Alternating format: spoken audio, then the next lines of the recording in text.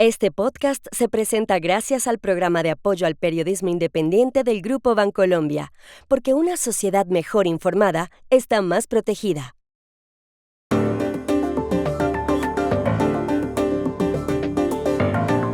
En Honduras, la presidenta Xiomara Castro y su familia han sido salpicados por un escándalo con narcotraficantes. ¿Qué significa eso?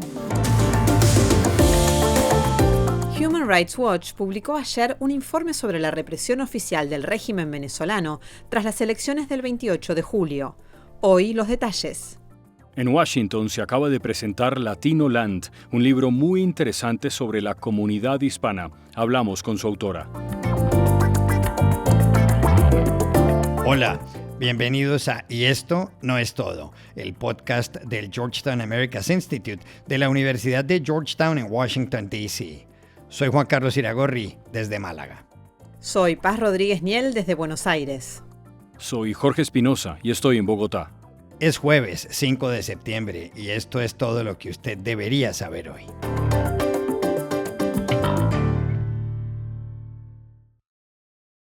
La presidenta de Honduras, Xiomara Castro, está contra las cuerdas. Un video que acaba de publicar la fundación estadounidense Inside Crime la ha cuestionado seriamente. En él aparecen varios narcotraficantes reunidos con Carlos Zelaya, hermano de Manuel Zelaya, esposo de la presidenta.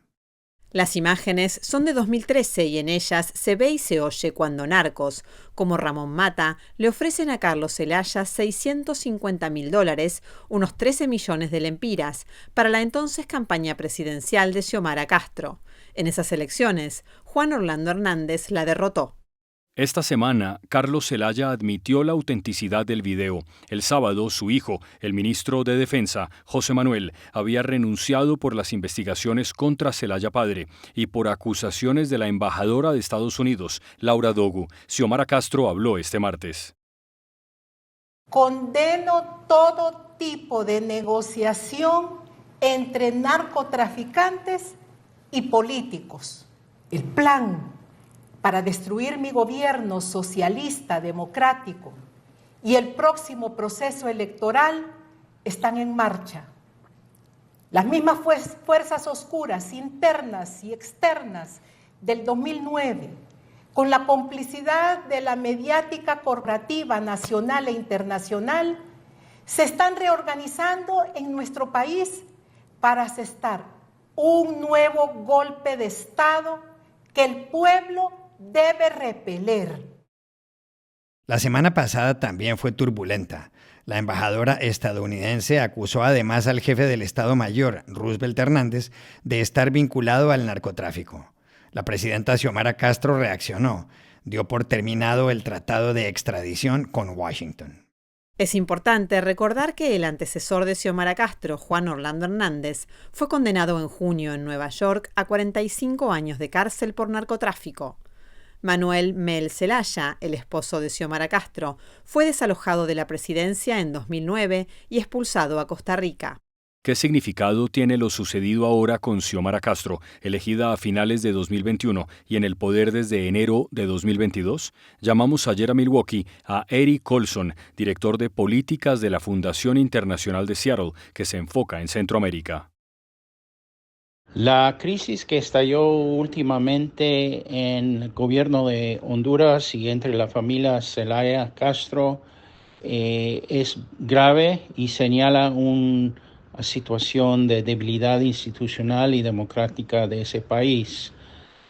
Ya no se trata de solo un partido político, en este caso el Partido Libre o una familia Zelaya Castro, sino es un problema que viene de antes, donde cada uno de los partidos históricos y fuertes de Honduras han sufrido problemas de gran corrupción. El expresidente Lobo fue acusado de mucha corrupción. Su esposa, la ex primera dama, fue encarcelada. El hijo del expresidente Lobo está encarcelado o estuvo encarcelado en Estados Unidos por un tiempo. Y desde luego todos sabemos que el presidente Juan Orlando Hernández fue también acusado, extraditado y juzgado en Nueva York y hoy en día se está pues encarcelado en Nueva York, cumpliendo una pena por su actividad con los narcotraficantes. También en el Partido Libre hay lazos con el narcotráfico y la gran corrupción.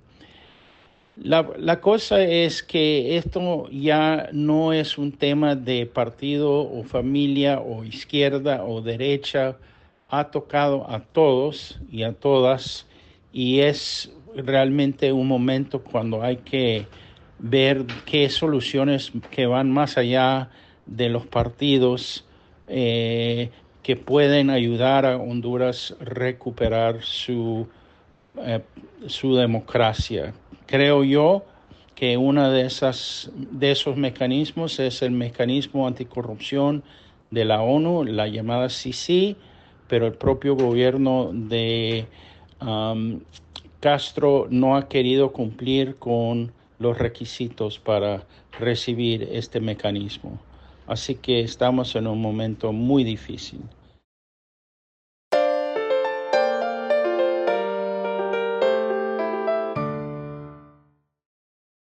En Venezuela se ha producido una ola represiva tras los comicios del 28 de julio, que según las autoridades ganó Nicolás Maduro con el 51% de los votos. Ese resultado contrasta con las actas publicadas por la oposición, que le adjudican una cómoda victoria al opositor Edmundo González Urrutia. El martes, la Fiscalía dictó una orden de detención contra González Urrutia. Lo acusa de delitos asociados con el terrorismo. El fiscal, Tarek William Saab, le envió en las últimas horas una carta al abogado del ex candidato, José Vicente Haro, que ayer dio declaraciones. Tengo prevista entonces una reunión con el fiscal general de la República con relación a esa carta, al contenido de esa carta y como es mi responsabilidad y la responsabilidad que he asumido como profesional desde el punto de vista jurídico, atenderé esa invitación, vamos a llamarlo así, del fiscal general de la República. Desde las elecciones, los civiles han sufrido la represión. Ayer Human Rights Watch publicó un informe sobre el tema. Se titula Venezuela, brutal represión contra manifestantes y votantes. ¿Qué dice? Llamamos a Juan Papier, subdirector para las Américas de esa ONG estadounidense.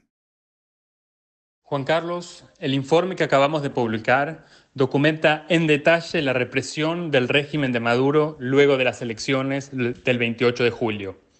Recibimos reportes creíbles sobre el asesinato de 23 manifestantes o transeúntes en el contexto de las protestas y documentamos a profundidad 11 de esos casos. Para ello, entrevistamos a testigos o a familiares de las víctimas, tuvimos acceso a actas de defunción, consultamos con expertos forenses y en armas, y nuestro laboratorio de verificación digital examinó y corroboró decenas de videos y fotografías de las protestas en Venezuela. Pudimos, sobre la base de esta investigación, identificar evidencias concretas, específicas, que implican a las fuerzas de seguridad de Maduro en los asesinatos de manifestantes y transeúntes, en particular a la Guardia Nacional Bolivariana y a la policía. Y también identificamos evidencias que implican a los colectivos, es decir, a grupos de civiles armados que responden a Maduro y que están siendo utilizados para reprimir con armas de fuego las protestas en Venezuela. Además de estos casos de asesinatos, hemos documentado detenciones arbitrarias en contra de manifestantes, críticos y opositores, procesos penales completamente abusivos y violatorios del debido proceso, imputaciones excesivas utilizando delitos como el de terrorismo que conllevan largas penas de prisión y además prácticas como las de cancelarle el pasaporte a los críticos para que no puedan salir del país. Lo que estamos viendo es una ola de represión brutal en Venezuela que requiere una respuesta urgente por parte de la comunidad internacional.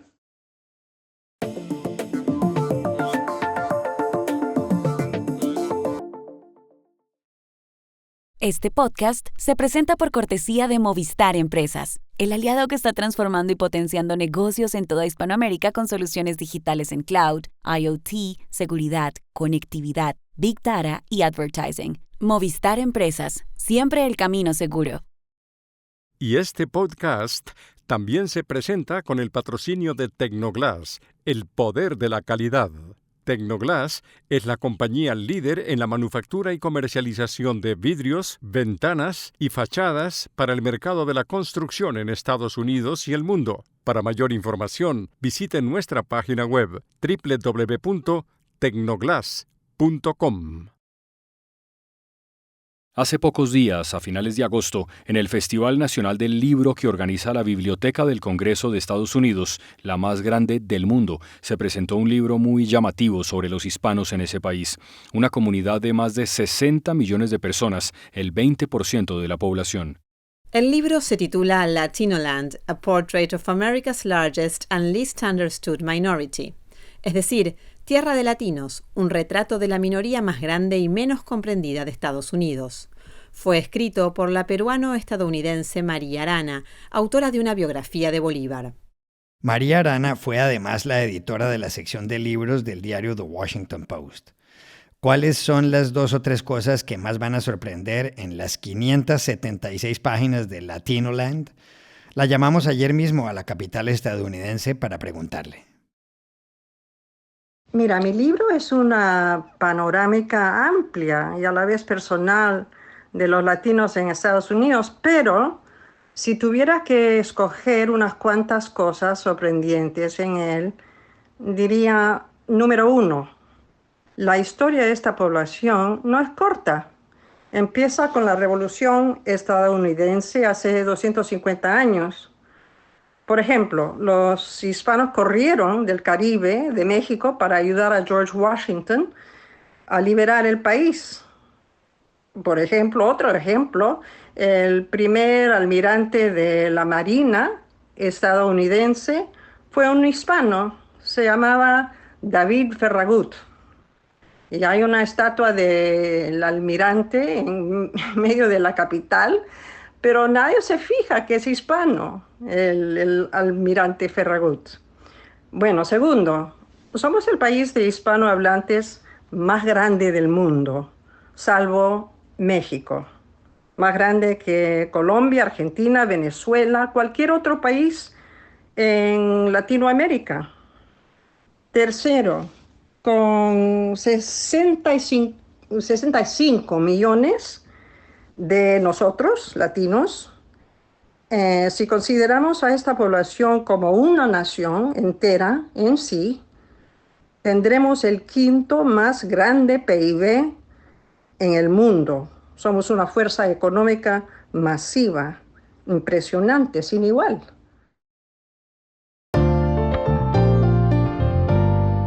Y estas son otras cosas que usted también debería saber hoy.